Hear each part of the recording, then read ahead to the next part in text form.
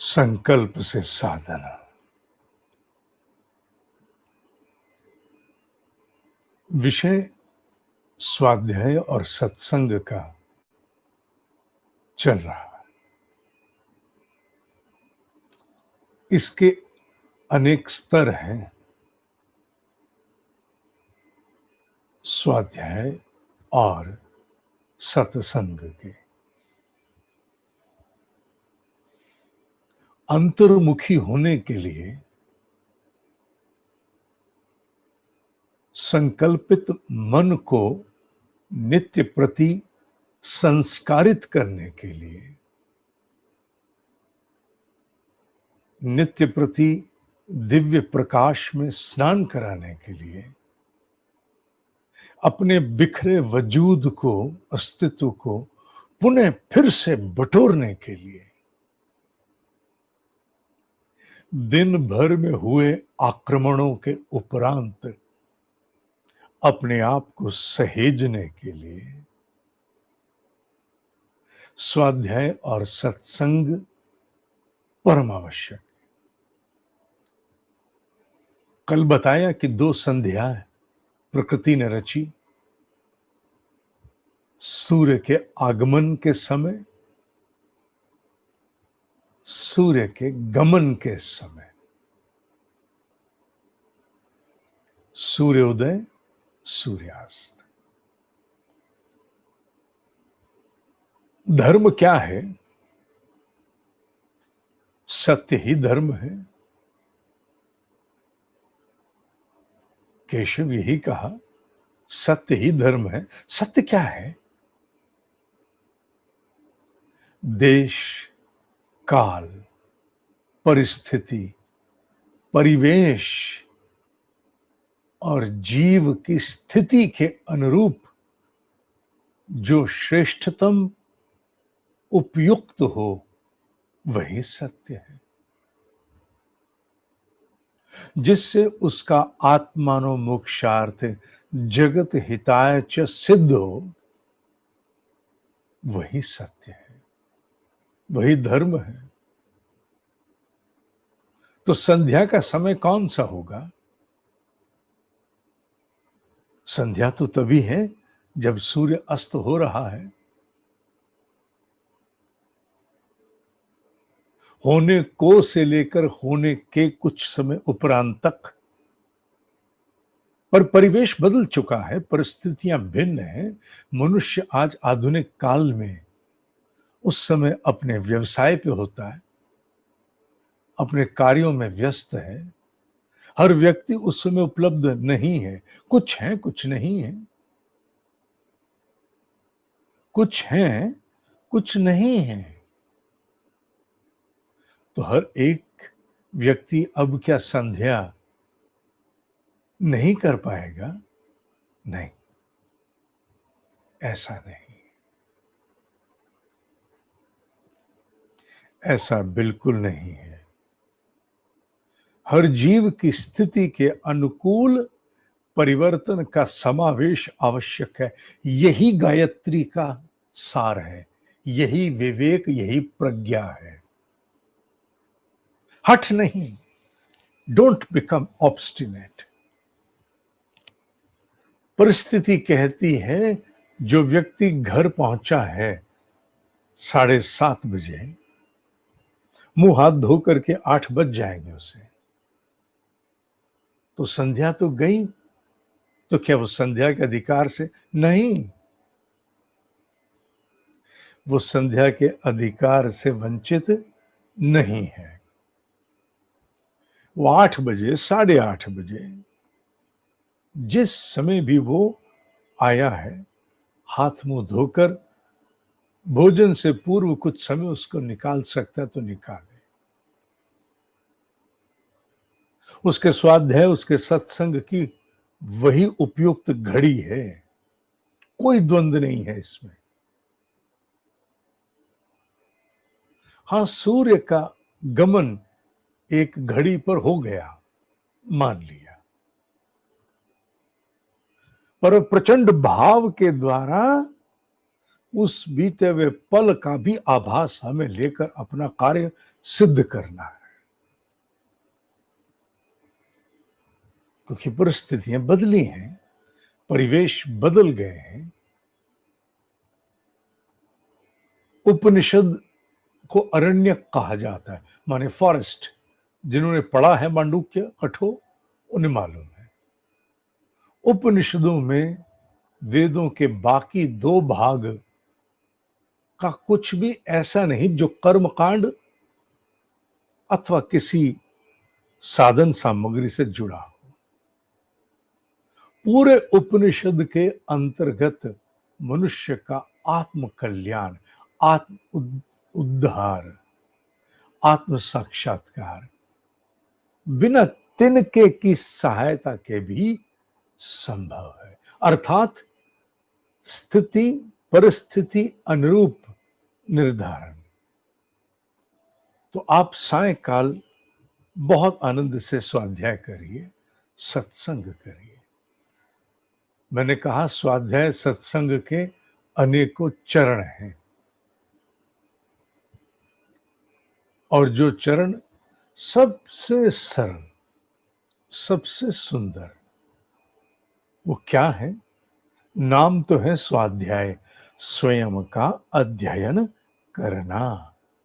पर अभी उतना अंतर्मुखी नहीं ना हुआ व्यक्ति। जब इतना अंतर्मुखी नहीं हुआ तो फिर वो स्वयं का अध्ययन करने में अभी सक्षम नहीं है। तो वो क्या करे? सहायता ले। बीकेएस अयंगर जैसे महायोगी ने,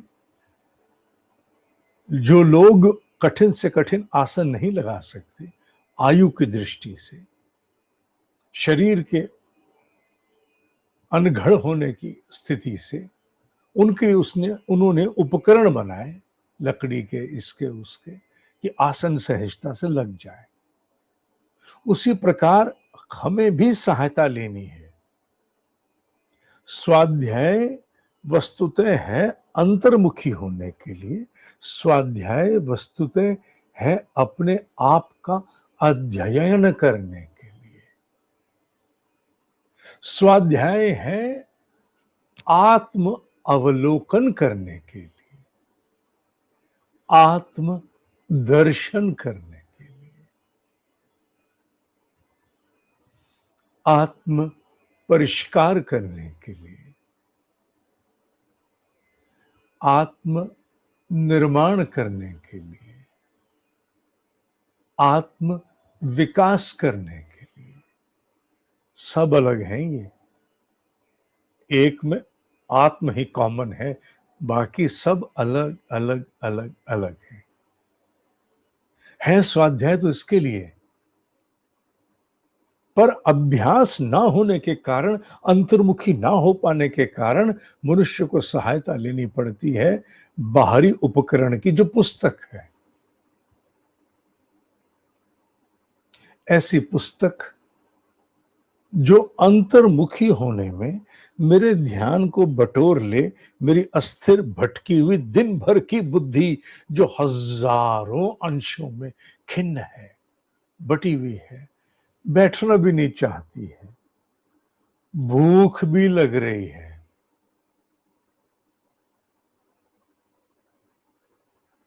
बहुत भूख भी लग रही है, टीवी देखने का भी बहुत मन कर रहा है।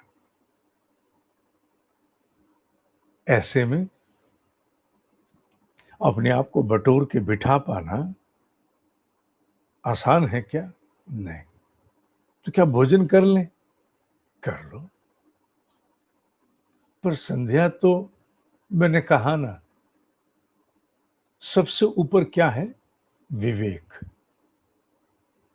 अगर शरीर साथ नहीं देगा, कड़ी भूख लग रही होगी, विलंब हो रहा होगा, तो तुमसे कुछ बन भी नहीं पाएगा। एक साथ बहुत विषय ले रहा हूं मैं इस समय। बाबू, शरीर को हमारे यहां अज्ञ कहा गया। मन अल्पज्ञ है, माने जीव अल्पज्ञ है, ईश्वर सर्वज्ञ है, ये अज्ञ है, ये पशु है। जब ये बिगड़ता है तो मन नहीं टिकने देता। इसलिए सबसे बड़ी प्राथमिकता यही होती है, शरीर देखो, उपचार करो संयम के साथ। खाली उपचार नहीं, संयम के साथ।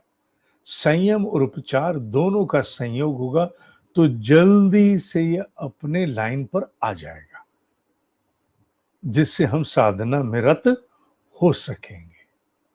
इसलिए शरीर को संभालो, स्वल्पाहार ले लो, स्वल्पाहार लेकर के बैठ जाओ। और अगर ऐसा नहीं है तो बिना आहार बैठो, ये निर्णय तुम करो। पर एक बात मैं कहूंगा, जैसा शरीर को सिखाओगे, अज्ञ है वो वैसा ही बन जाएगा।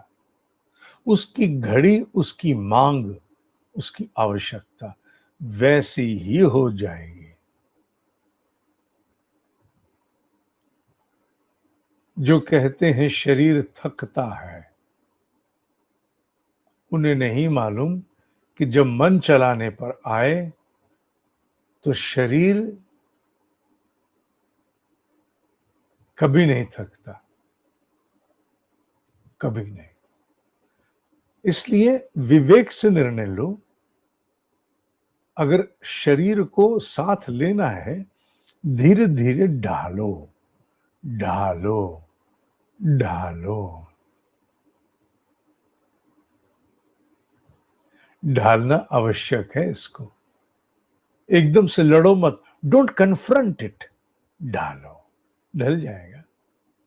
तो इसलिए जैसा विवेक निर्णय ले कि अभी शरीर विद्रोह कर देगा एकदम, तो कुछ स्वल्पाहार लेके बैठो।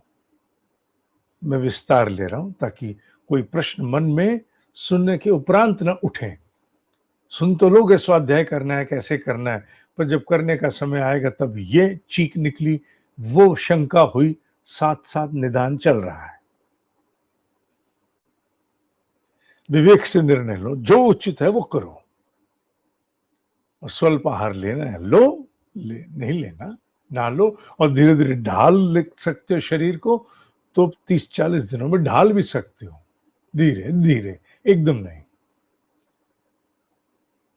स्वाध्याय के लिए बैठो एकांत की जगह लेकर। नहीं मिले एकांत की जगह, बढ़िया से ईयरबड्स ले लो। जितनी ध्वनि बाहर है 70% को बाधित कर दो, 30% से साथ काम चलेगा। अब किसी का टीवी देखना तो आप बंद नहीं करा सकते।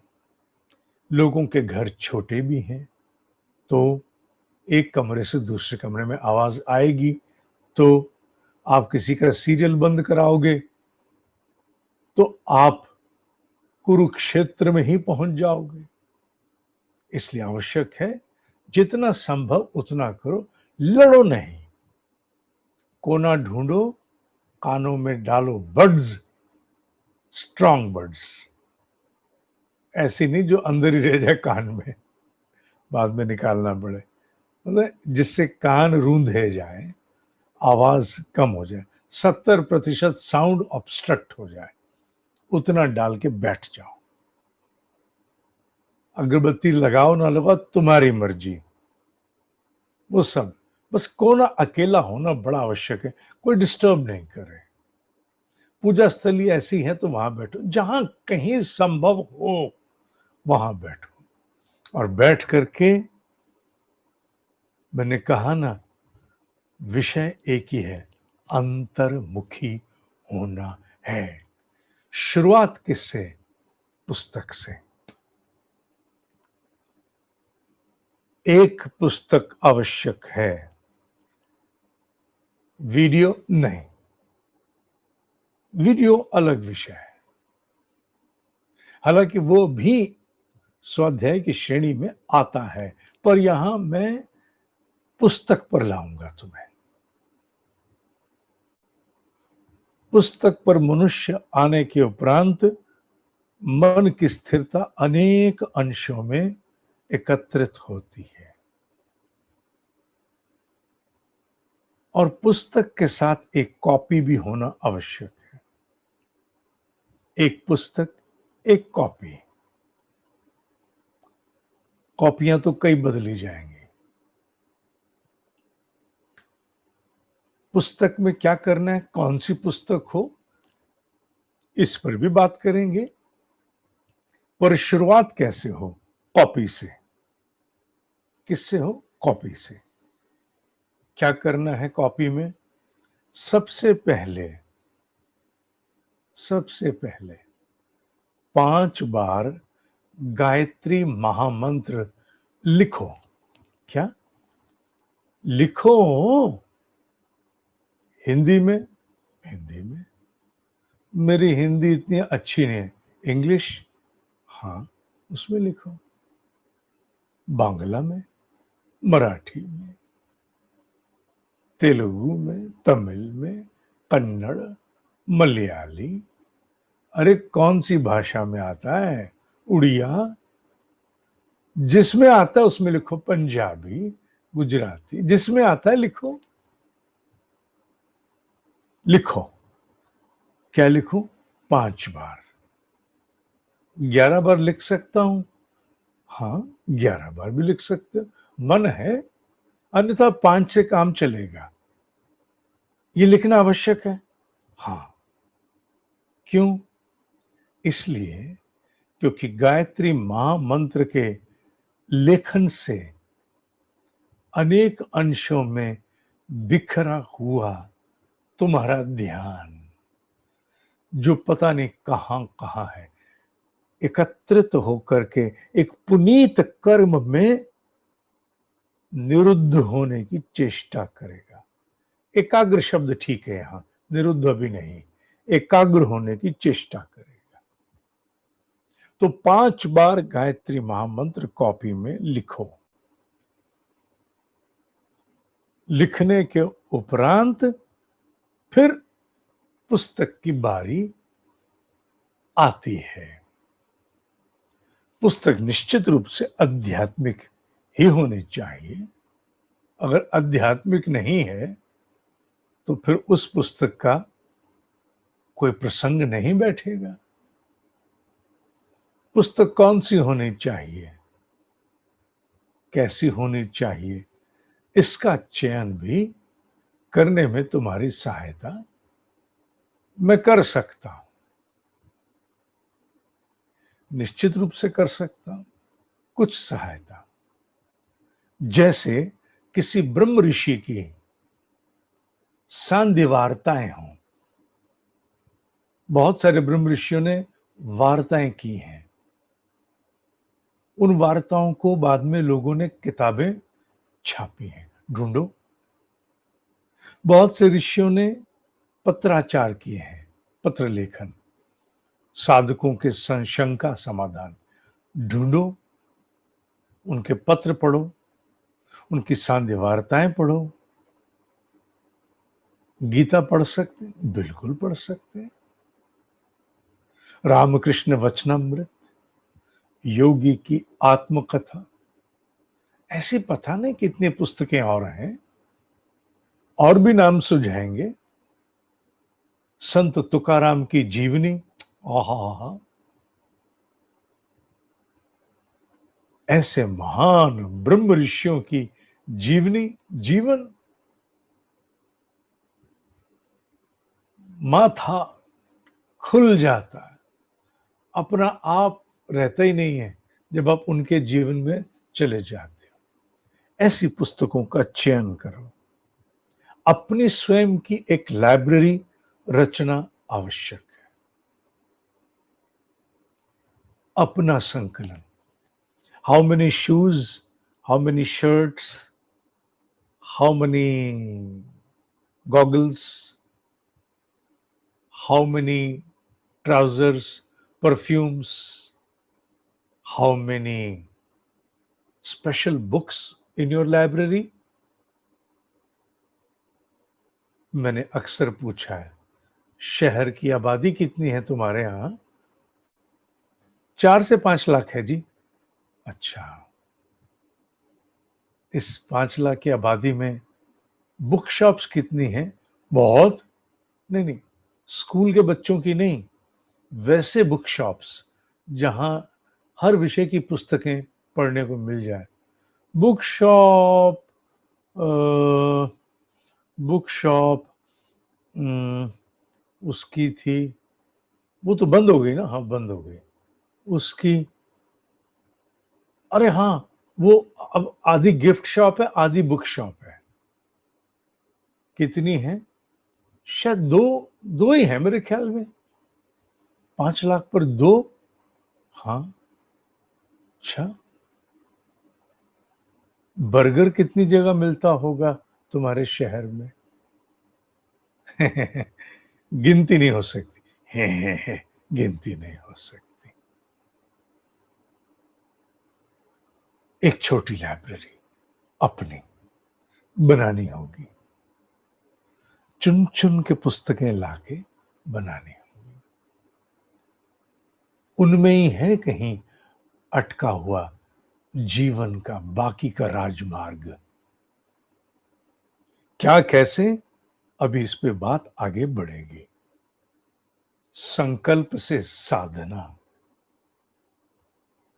साधना से सिद्धि पर मैं नहीं अभी जा रहा। संकल्प से साधना। इच्छाएं किसी की पूरी नहीं होती, संकल्प किसी के अधूरे नहीं रहते। ओम शांति, शांति, शांति। ओम ही सत्य है, ओम ही सत्य है, ओम ही सत्य है।